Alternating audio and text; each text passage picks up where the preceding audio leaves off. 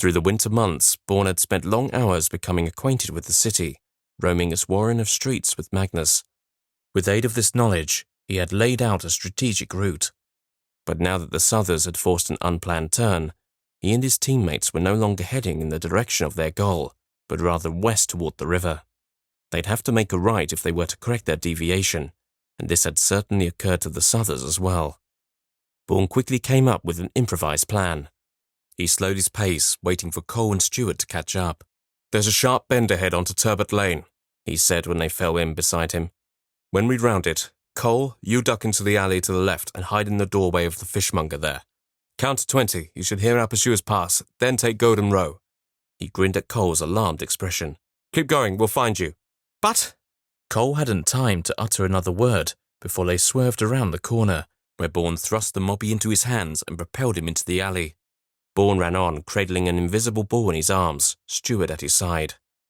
When they reached the next juncture, Urian, Kendrick, Damien, and Sanchez came pounding up Branch Hill to rejoin them. Kendrick's left eye was swollen shut, and Damien had blood on his knuckles. "Where's the mobby?" gasped Sanchez, as Fleen and his Southers rounded the turn and scrambled toward them. "On its way to our goal," said Bourne, "but I suspect our carrier will soon need support. This way." On Smallgate Way, Glinter and Queeson were waiting.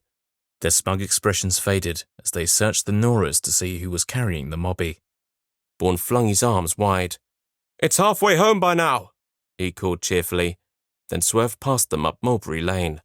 Behind him, Kendrick, Sanchez, and Damien bore down on the pursuing Southers. "You want to take another way?" Bourne heard Sir Urian growl.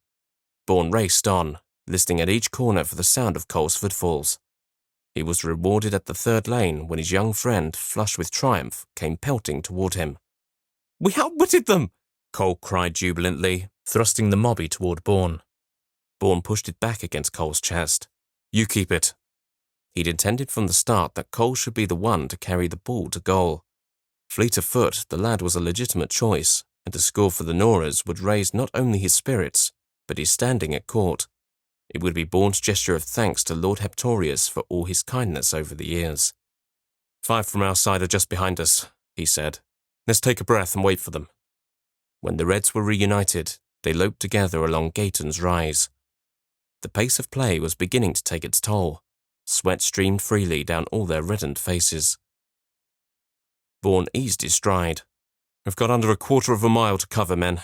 I suggest—" He was cut short as 7 black-garbed figures darted suddenly from behind a recessed gate and surrounded the Noras.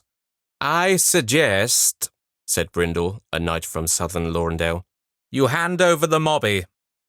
He stretched out his arm and waggled his fingers impatiently. Cole clutched the ball fiercely to his chest. "You'll have to take it from me." Brindle's eyes narrowed and he lunged, but Cole swiveled just out of reach. At a murmur from Bourne, Sir Urian swiftly knelt and offered his broad back to Bourne, who stepped up onto it and leapt over Brindle and out of the Southers' enclosing circle. "To me!" he cried, and the mobby arced toward him. Bourne caught it neatly and set off at a run. A burst of ragged cheering trailed after him from the spectators on the balconies. "Come hither," he cried merrily, "to couple on the windblown moor." "After him!" roared Hurst of Nelverboth, and the cluster of black and red competitors tussled to either give chase or hinder it. Hearing an outraged shout, Bourne looked back to see Cole springing free of the scrum, and a grieved voice from within it cried, "He bit me! The bastard bit me!" "Fie, oh fie, fierce Pyrian!"